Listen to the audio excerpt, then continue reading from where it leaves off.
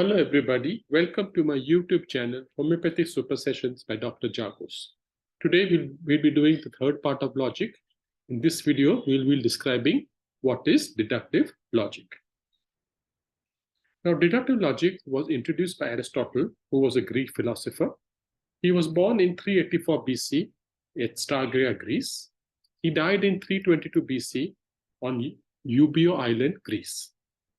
Deductive reasoning is a logical approach where you progress from general ideas to specific conclusions. So in deductive reasoning, or when you use deductive logic, you go from the generals to the particulars. That is from general ideas to the specific conclusion. Well, if you contrast it with inductive logic, you start from specific observations and from general conclusion. That means you go from particulars to the general. It is just the opposite of deductive logic. So basically, whatever type of logic you use, either inductive or deductive, ultimately you'll come to the same conclusion, but there are different methods of doing inductive as well as deductive logic.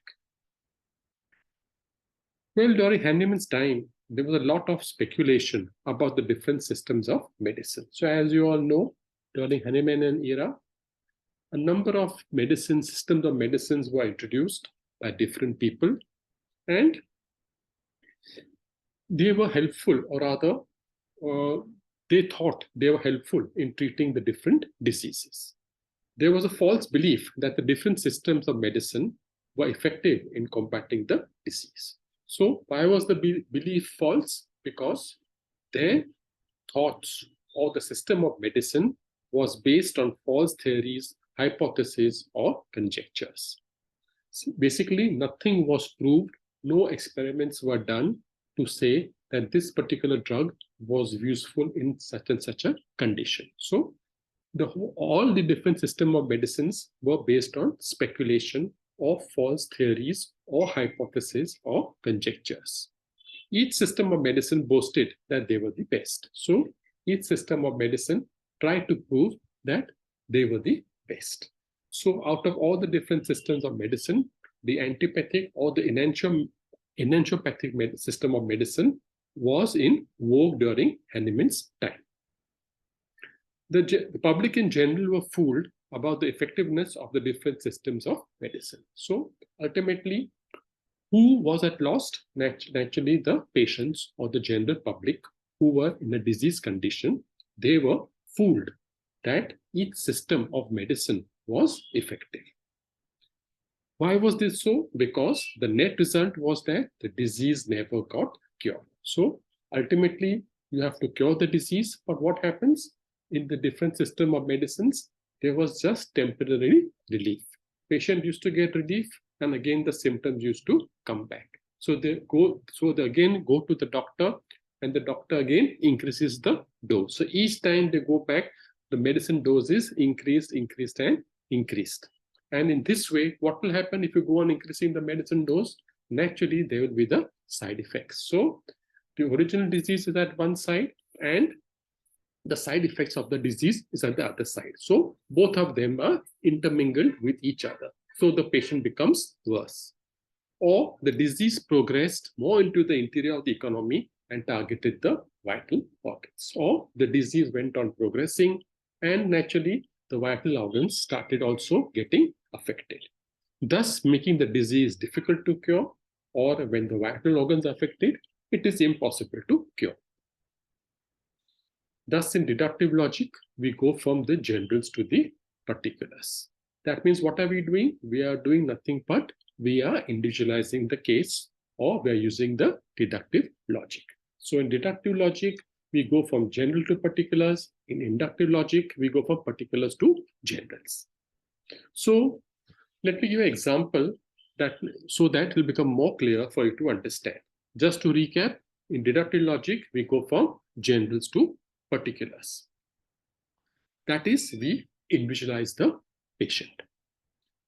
Example number one, we have a general statement that there are 7 days in a week. So we conclude that from Monday to Sunday, they are the names of the 7 days in a week. So a general statement is there that there are 7 days in a week. Now, what are those 7 days? They are Monday, Tuesday, Wednesday, Thursday, Friday, Saturday, and Sunday. So here we see the particular days in a week. Therefore, what are we doing? Therefore, we are individualizing it by saying that these are the names of all the 7 days present in a week. So a general statement is there, 7 days in a week. So, and then we go to the particulars, or we individualize it. So now what are those names of the 7 days? They are Monday to Sunday. So they are a particular entity in which we do individualization. Let's take another example. Example number 2. There are 12 months in a year. Again, a general statement in a year has 12 months. So we conclude that January to December are the names of the 12 months in a year. So that's again a particular statement. So we go from the generals to the particulars. There are 12 months in a year. Now, what are those 12 months? January, February, March, April, right up to December. Therefore, we individualize it by saying the names of all the 12 months. So this is an example I have given you for the inductive logic also. So you can see either by the way of inductive logic or the deductive logic, they are the sides of the same coin. You come to the same conclusion, but only the method is different. Well, let us take another example. That's the last example. Furniture in a room. It's the general statement that this room has furniture. So now we say, so now what is the type of furniture in the room? We say that there's a table, there's a chair, there's a stool, there's a cupboard, and there's a bed. So what are we doing? We are going from the general statement and we are identifying the particulars, or we are individualizing it. Thus, we individualize it by identifying the different names of the furniture. This will help us differentiate the furniture also. So therefore, we individualize the furniture by saying it's a table, chair, stool, and each of it has its own characteristics. So we can identify the table from the chair from the stool from the cupboard, and the cupboard from the bed. Okay, so this is another example. Well, it is worth remembering that deductive method deals with observation. So in deductive method, your observing power should be very good. Observation in turn is nothing but comparing or weighing. So whatever you observe, you have to compare it, you have to weigh it, what is correct, what is wrong, and your judgment also should be correct of the contents. So, and of course, you should be unprejudiced. So deductive method deals with observation. In observation, number 1, it should be unprejudiced. You have to compare it properly and give the correct judgment. Thus, the law of similar is also based on deductive logic, aphorism number 19 to 25. So most of the people, they do not know this, that the law of similar is based on deductive logic. It is given in Organon's textbook 6th edition from 19 to 25.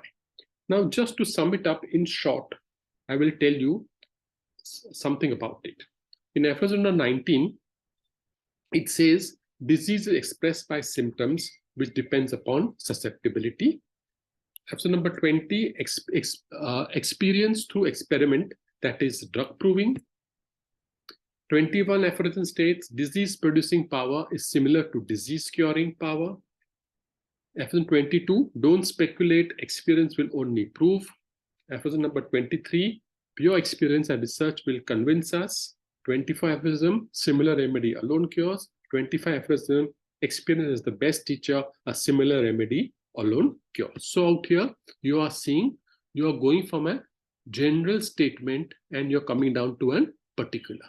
So this is just the gist of it. And the same thing about the formal derivation of the law of similar through the deductive logic will be discussed in detail in the next video. I hope you like this video. If so, do give it a thumbs up. Thank you for your patient listening.